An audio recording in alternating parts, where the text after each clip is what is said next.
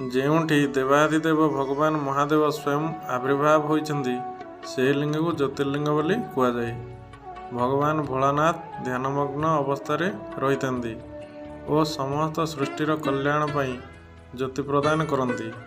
ଭାରତରେ ଥିବା ଭଗବାନ ଭୋଳାନାଥଙ୍କର ପ୍ରମୁଖ 12 ଜ୍ୟୋତିର୍ଲିଙ୍ଗର ନାମ: ସୋମନାଥ ଜ୍ୟୋତିର୍ଲିଙ୍ଗ, ଗିର୍ ଜିଲ୍ଲା, ଗୁଜରାଟ ରାଜ୍ୟ।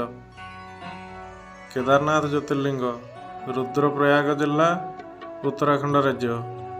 ମଲ୍ଲିକାର୍ଜୁନ ଜ୍ୟୋତିର୍ଲିଙ୍ଗ, ଶ୍ରୀ ସାଇଲାମ ଜିଲ୍ଲା, ଆନ୍ଧ୍ରପ୍ରଦେଶ। ମହାକାଳେଶ୍ୱର ଜ୍ୟୋତିର୍ଲିଙ୍ଗ, ପବିତ୍ର ଉଜ୍ଜୈନ ସହର, ମଧ୍ୟପ୍ରଦେଶ।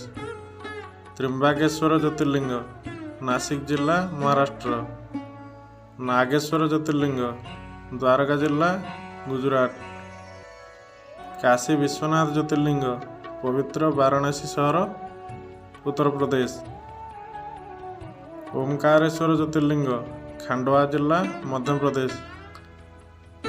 ଗ୍ରୀଷ୍ଣେଶ୍ୱର ଜ୍ୟୋତିର୍ଲିଙ୍ଗ, ଔରଙ୍ଗାବାଦ, ମହାରାଷ୍ଟ୍ର। ଶ୍ରୀ ରାମନାଥ ସ୍ୱାମୀ ଜ୍ୟୋତିର୍ଲିଙ୍ଗ, ରାମେଶ୍ୱର, ତାମିଲନାଡୁ। ବୈଦ୍ୟନାଥ ଜ୍ୟୋତିର୍ଲିଙ୍ଗ, ଦେଓଘର ଜିଲ୍ଲା, ଝାଡ଼ଖଣ୍ଡ। ଭୀମାଶଙ୍କର ଜ୍ୟୋତିର୍ଲିଙ୍ଗ, ପୁନେ ଜିଲ୍ଲା, ମହାରାଷ୍ଟ୍ର।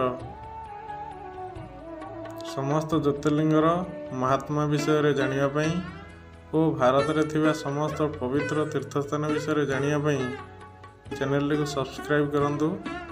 ଧନ୍ୟବାଦ। ଭଗବାନ ମହାଦେବ ସମସ୍ତଙ୍କୁ ସୁଖ ଶାନ୍ତି ପ୍ରଦାନ କରନ୍ତୁ।